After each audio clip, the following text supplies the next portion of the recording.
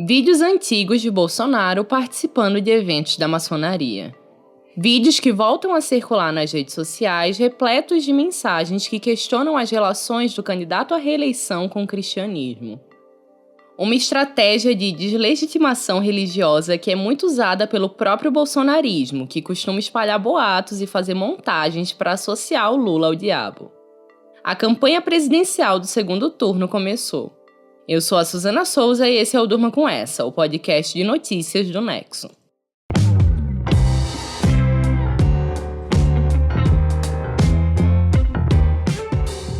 Olá, eu sou o Conrado Corsaletti, estou aqui com a Suzana para apresentar esse podcast que vai ao ar de segunda a sexta, todo começo de noite, sempre com notícias instigantes que podem continuar a ecoar por aí.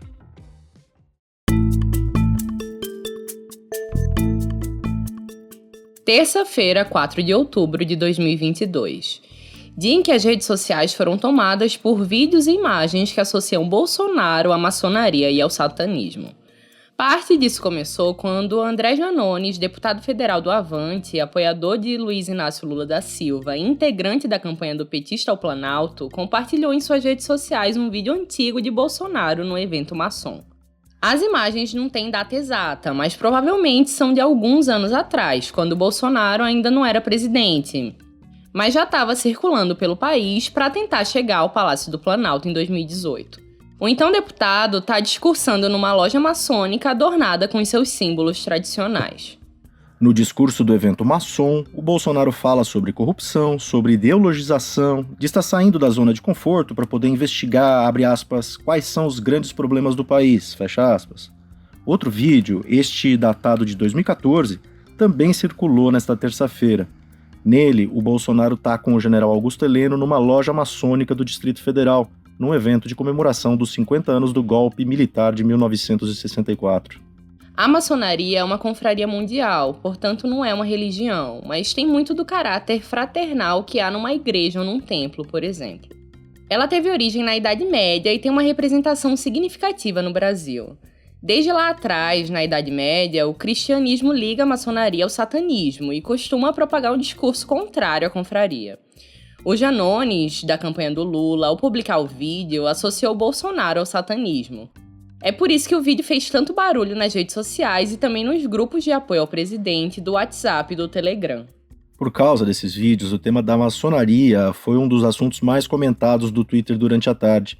No próprio Twitter, o Janones convocou os usuários para irem a outras redes sociais, como o Facebook, para poder propagar o vídeo. Janones foi reeleito no domingo deputado federal por Minas Gerais. Ele desistiu de se candidatar à presidência para poder integrar a campanha de Lula e desde então tem atuado de forma intensa nas redes sociais, onde ele acumula milhões de seguidores. Nos grupos de WhatsApp e do Telegram, os apoiadores ficaram em parafuso por causa dessa associação do Bolsonaro com a maçonaria. Isso na descrição do jornal Folha de São Paulo. Alguns desses apoiadores relataram decepção com o presidente, que é católico e já foi batizado por um pastor evangélico nas águas do Rio Jordão, em Israel. Só que aí veio a reação dos grupos organizados bolsonaristas, com muitas explicações sobre o vídeo, justificando a presença do Bolsonaro nas lojas maçônicas, dizendo que ele estava lá apenas fazendo campanha, não era ligado à maçonaria. A ideia central da divulgação desses vídeos de Bolsonaro na maçonaria é enfraquecer a imagem dele com os eleitores cristãos, grupo da população no qual o candidato à reeleição tem uma entrada forte. É uma ideia também associada a essa campanha de parte do cristianismo contra os maçons. O pastor Silas Malafaia, apoiador de Bolsonaro, que já atacou os maçons, convocou até uma live para poder dar explicações. Além de tentar explicar a presença do Bolsonaro nos eventos da maçonaria, os bolsonaristas fizeram voltar a circular vídeos manipulados que associam o Lula ao demônio. As imagens são editadas, é uma montagem que parece que o candidato do PT está defendendo o diabo, quando na verdade, no original, ele está criticando essa insistência do adversário de tentar associá-lo ao mal a partir de viés religioso. Teve também um outro vídeo que tentou associar o Lula ao satanismo, no qual um jovem que se diz satanista fala que o petista vai vencer. Só que depois circulou um outro vídeo desse mesmo jovem falando mal do Lula, no que deu a entender que o primeiro vídeo de apoio era falso. O PT chegou a desmentir a relação do Lula com o satanismo em nota oficial, afirmando que o candidato do PT é cristão, católico, crismado, casado e frequentador da igreja. Não é uma estratégia nova. Teve o episódio que envolveu a esposa do presidente, Michele Bolsonaro, que compartilhou uma publicação que sugeria que Lula estava entregando a sua alma para poder vencer a eleição. Na publicação, o candidato petista aparecia num vídeo de um evento da Ubanda, religião de matriz africana. Ou seja, a mensagem ali trazia também um forte preconceito contra as religiões de matriz africana. O vale tudo religioso que se desenha nesta campanha, cujo primeiro turno acabou com o Lula na frente e o Bolsonaro em segundo, tem o objetivo claro de angariar votos, principalmente do campo evangélico, que é importante para ambas as campanhas, mas cujo conservadorismo, especialmente moral, vem sendo explorado pelo Bolsonaro, um político de extrema direita. De acordo com as pesquisas de intenção de voto, ainda do primeiro turno, o Bolsonaro se saía melhor entre esse eleitorado, mas tinha uma resistência de mulheres evangélicas, principalmente por causa do seu discurso armamentista e por causa da sua atuação na pandemia de Covid-19.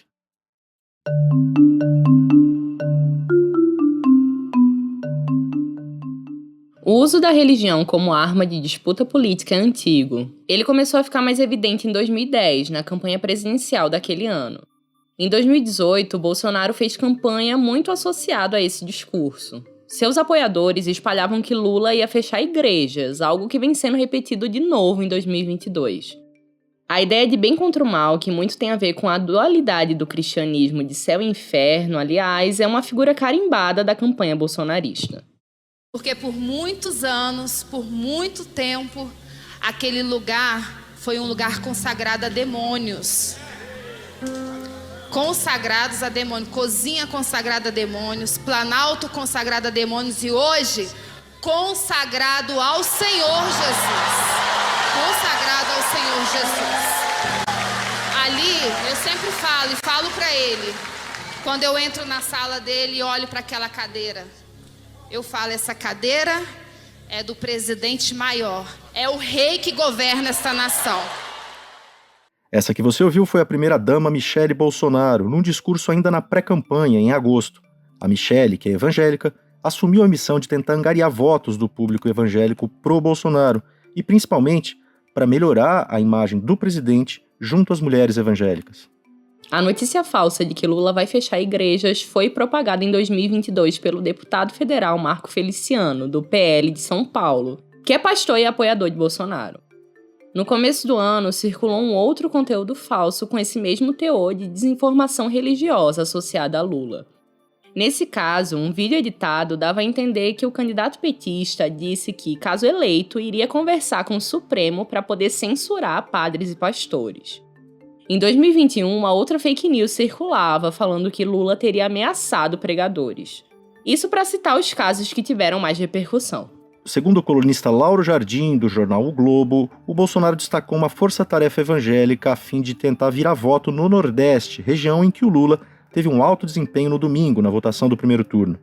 Já o Lula esteve nessa terça-feira com frades franciscanos em São Paulo. Segundo o relato da agência Reuters, o petista disse que sua fé e sua espiritualidade são algo que considera muito sagrado. Essa disputa pelos religiosos tem algumas camadas. A primeira é falar com uma população relevante no Brasil, um país que passa por uma acelerada transição religiosa. Os evangélicos, que eram cerca de 5% nos anos 70, agora já ultrapassam 30% da população. A segunda é desfazer boatos. A terceira já é mais complicada, porque os cristãos, entre os quais os evangélicos, não são um campo uníssono, eles têm várias denominações. Então esse discurso, por exemplo, sobre um chamado voto evangélico, acaba por sugerir que os fiéis são uma massa de manobra manipulável. O que está longe de ser verdade, segundo o antropólogo Juliano Spier, que fez uma pesquisa de campo durante 18 meses no bairro da periferia de Salvador, que resultou no livro Povo de Deus, Quem são os Evangélicos e por que eles importam, de 2020. Ouça o que ele disse para a minissérie Uma Crise Chamada Brasil, do podcast Politiquês. O evangélico, em muitos aspectos, não é esse ser ignorante, manipulado e que está seguindo as ordens do pastor, como se o pastor pudesse fazer isso. Só quem nunca frequentou uma igreja evangélica desconhece o quanto de tensão existe ali, de dissenso, de argumentação, de posições sendo debatidas e negociadas, uma igrejinha mínima, né, até as igrejas maiores. E, por outro lado, o quanto esse evangélico é consciente e está exaurido dessa mistura cansativa e destrutiva para a igreja que é o resultado da associação da igreja com política.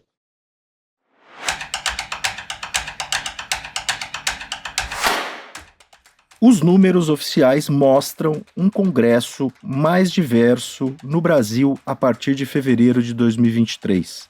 A redatora Mariana Vick escreveu sobre o tema. Mariana, qual foi o saldo na Câmara dos Deputados? A proporção de mulheres, negros, indígenas e também pessoas LGBTI+, aumentou na Câmara e no Senado e bateu recorde, o que é positivo. Por outro lado, esse avanço ainda é muito pequeno. Eu vou dar aqui alguns números. Na Câmara, a proporção de mulheres, que hoje é de 15%, vai ser de quase 18%.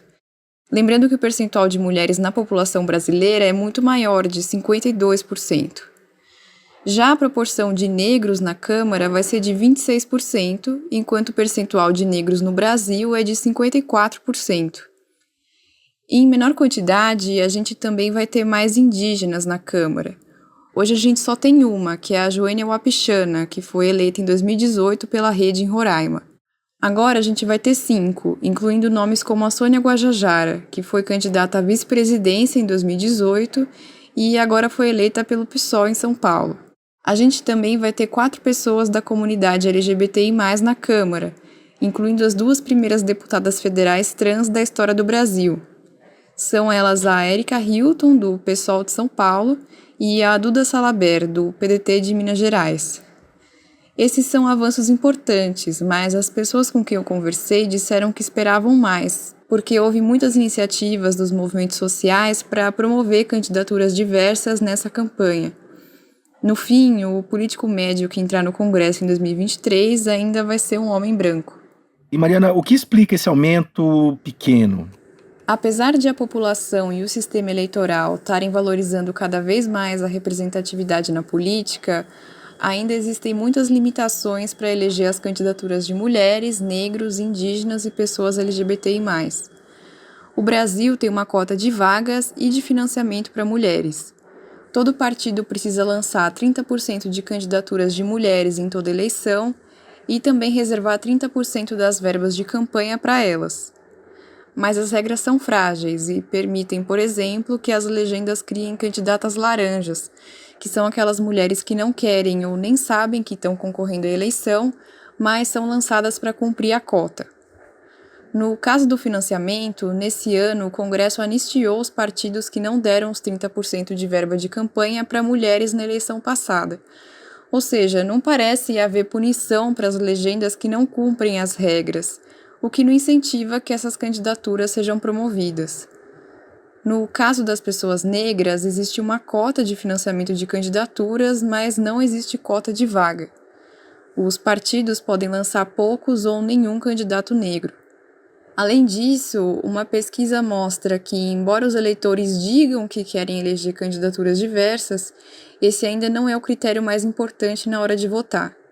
Quem prefere votar em alguém com mais experiência na política, por exemplo, tende a eleger um homem branco, que é o político mais tradicional no país.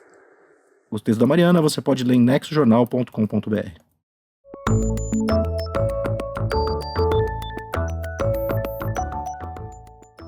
Os gestores públicos têm o trabalho acompanhado por sistemas de controle, como a Controladoria Geral da União e o Ministério Público. Os professores Carlos Ari Sanfeld e Vera Monteiro, da FGV Direito, escreveram recentemente sobre o assunto numa coluna do movimento Pessoas à Frente, na Ponto Futuro. A editoria tem a gestão pública entre os seus temas-chave de cobertura. A Vera Monteiro fala agora com a gente sobre o papel dos controles públicos no trabalho de gestores. Vera, como eles afetam a atuação de quem trabalha na máquina pública, seja de forma positiva, seja de forma negativa? Controles públicos são muito importantes, porque há várias razões ou oportunidades para erros ou desvios na atuação do Estado.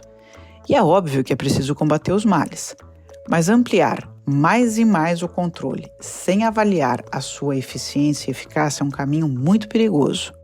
Há estudos que indicam que quanto maior a economia de recursos pela agenda do controle, ou seja, a atuação dos tribunais de contas, do Ministério Público e do Judiciário, menor é a eficiência pública. Isso porque, quando o foco do controlador é aumentar a burocracia e agir com aquela lógica do comando e controle, aplicando penalidades sem freio, ao invés de contribuir para a qualidade da gestão, acaba ampliando, sem razão, o uso de procedimento formal e acaba reduzindo o espaço legítimo de discricionariedade dos gestores públicos. É evidente que o sistema de controles é importante, mas, como eu disse, ele precisa ser eficiente para não paralisar o Estado. O sistema de controle que abusa da sua própria autoridade, ele perdeu o foco e ele acaba disputando indevidamente o espaço que é próprio da administração pública, paralisando e onerando demais a gestão e os gestores.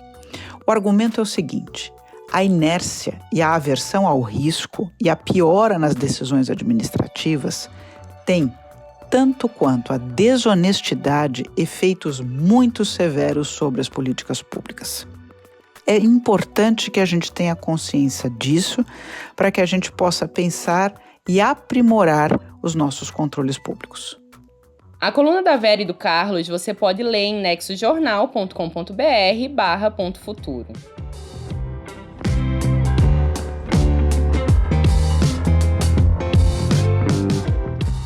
Do Vale Tudo religioso nas eleições de 2022, passando pela falta de diversidade no Congresso a partir de 2023 e terminando com o papel dos controles públicos no trabalho de gestores, durma com essa.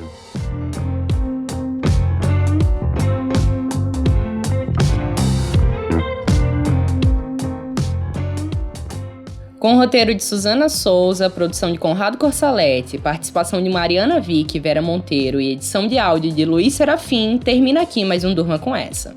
Amanhã a gente volta. Até!